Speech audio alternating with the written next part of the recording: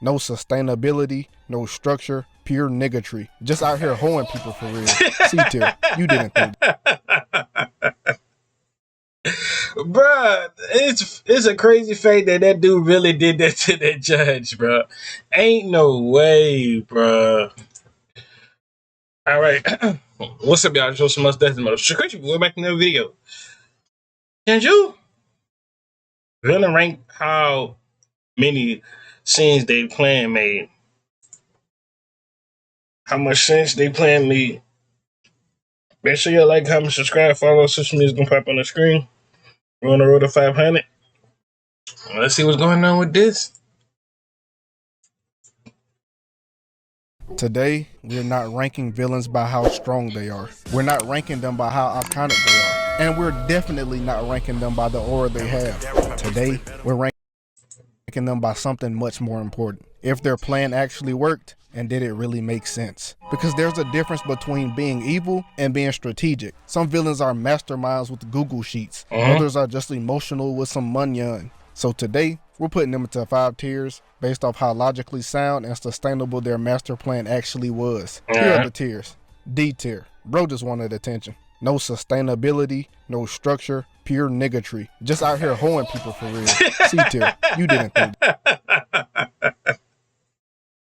Bruh, it's a crazy fact that dude really did that to that judge, bruh.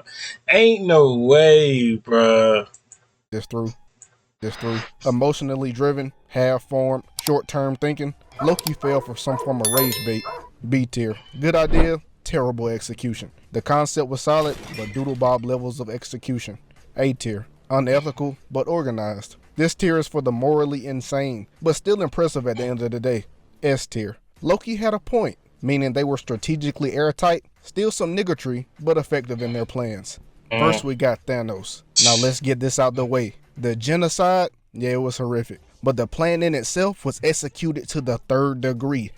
Chef's kiss. Thanos identified what he believed was a universal resource crisis. His solution, eliminate half of all life. This jump was definitely morally unacceptable, but hey, from a structural standpoint, his execution was clean as a mug. He didn't rely on speeches, even though he was throwing out one-liners that was going triple platinum every time he talked. This purple thumb methodically gathered the Infinity Stones, calculated the sacrifice required, and followed through. That's what you call standing on business. And then the nigga retired. That part matters. Bro was building an empire. He wasn't seeking applause. His objective was based as a mug, balanced as a real nigga saw fit. Now, was his economic analysis flawed? Yes, absolutely. Population growth would eventually Yeah, I get him S tier. I ain't lying to you. I'm just sorry to say this, but I get that to S tier, and I don't even like Thanos. return. Resource distribution could have been solved very differently, but in terms of scheme execution, he achieved his goal instantly and on a universal scale. He low-key had a point. S tier.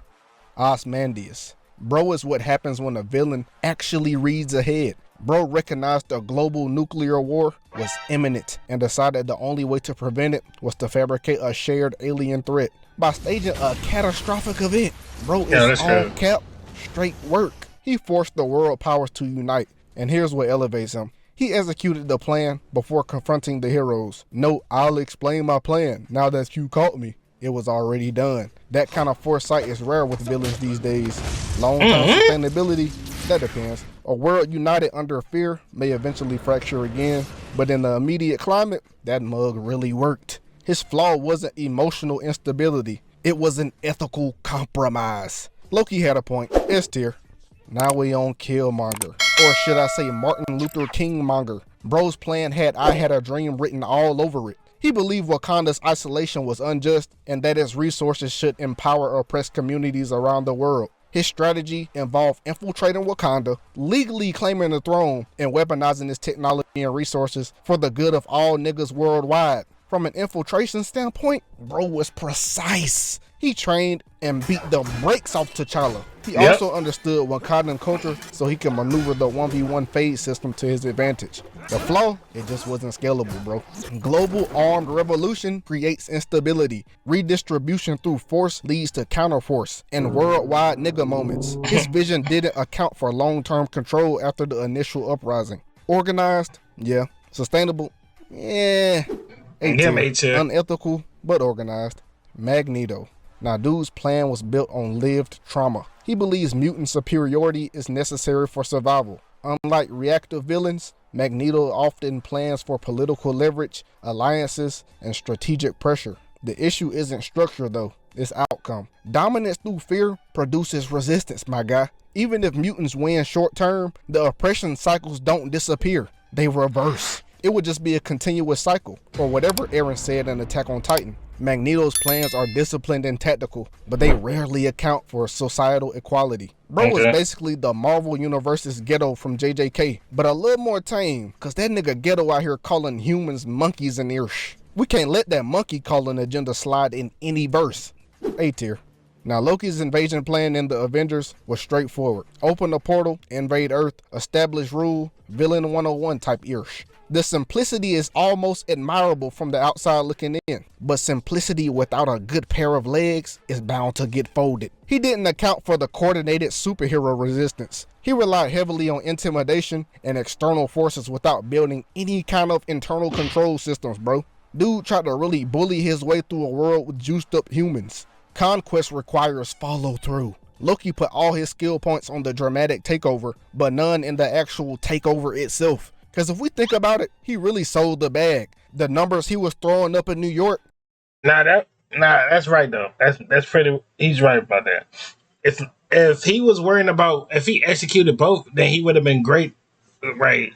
The greatest villain. He would have been on like Thanos level if he executed and then not get messed over by the Hawk himself.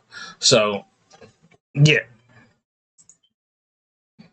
Gotta be equivalent to the Warriors getting reverse swept by LeBron and Kyrie. That's B tier. The idea was clear, I agree but with the that. execution fell off a cliff. Loki oughta drop him down another tier for letting that fraud. Yeah, and he also let Hawkeye shoot him, and he barely did nothing the whole fight. And we already know Hawkeye is like the side character. He's never getting no love. And Loki got hit like that. Yeah, that's crazy. Hawkeye catch a highlight off of him, but we're gonna let him slide this one time. Joker. Now, the Joker wasn't trying to rule Gotham. He just wanted to prove a philosophical point, that morality collapses under pressure. How bro layered his manipulation of Harvey Dent, the police, and the public was low-key impressive. He anticipated reactions, exploited corruption, and destabilized systems all over the city.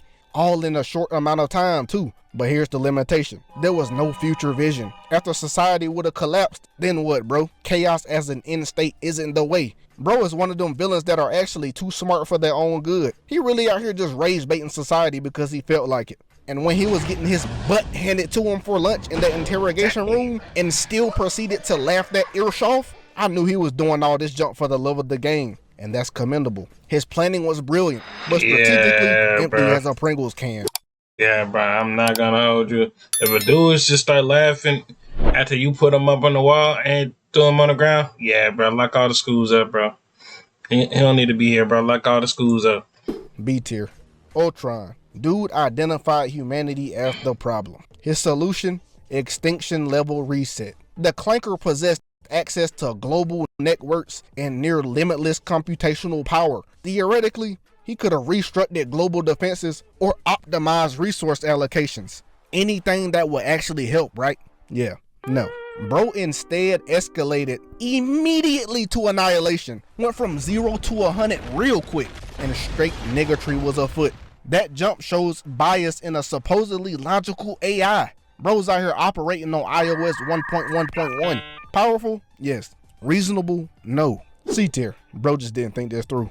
Syndrome. Now, dude's goal was to eliminate natural superheroes and commercialize artificial heroes for some money. Conceptually, it's just capitalism with a vengeance art. He had funding, technology, and long-term marketing plans, but he when we gonna realize this is the whole time this was Mr. Incredible son the whole time? When we gonna realize that? I'm waiting. When is they gonna show the documentary of this dude being his son the whole time?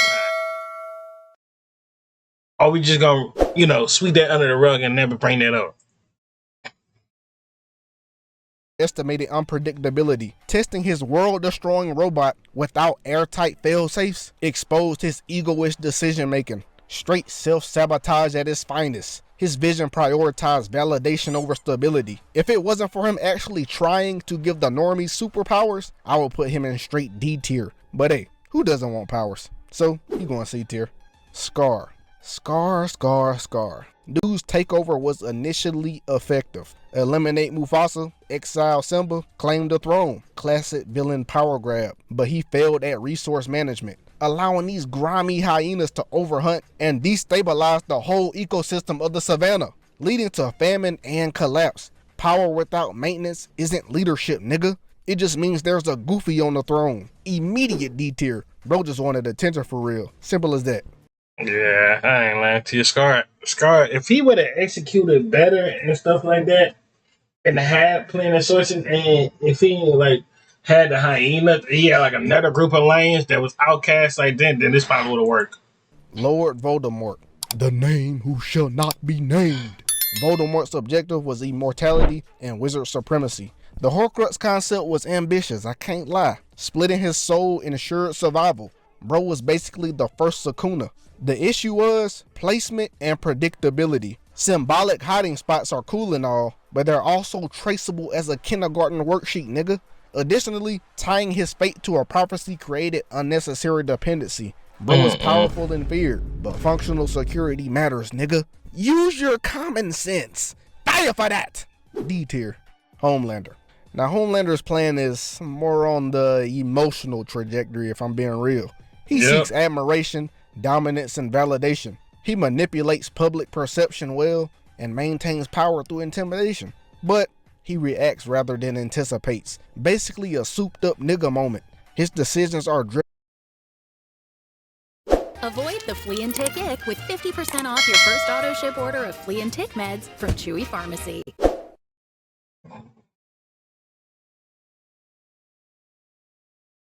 Parents of children who play Roblox. If your child was sexually exploited, are driven by insecurity more than structure, which means he's unstable long term. But I'm gonna put him low B tier just because he has potential. Once you put some neurons in that Laffy Taffy brain, holla back at me. Alright. Now, here's what separates the elite villains from the impulsive ones. Discipline. The best villains don't rely on emotion, they don't rely on the dang ego, they account for all this junk. They ask, what happens after I win? Most villains don't though. They just focus on the takeover and some clout, all that drama. But strategy isn't about the first move, it's about the 10th one. The villains in S and A tier, yeah, they understood that junk. Even if the morality was broken, the planning was there. The lower tiers, they just confused with power. And in reality, that kind of difference decides everything. So, we gonna fill this list up with more villains and more villains. So, leave me some. Alright, bet. I bet. Maybe next time we sit here and watch this next one. But make sure you like, comment, subscribe, follow our social media. They pop on the screen. If you agree to the list, make sure you comment down below. Love y'all. We're on the road to 500.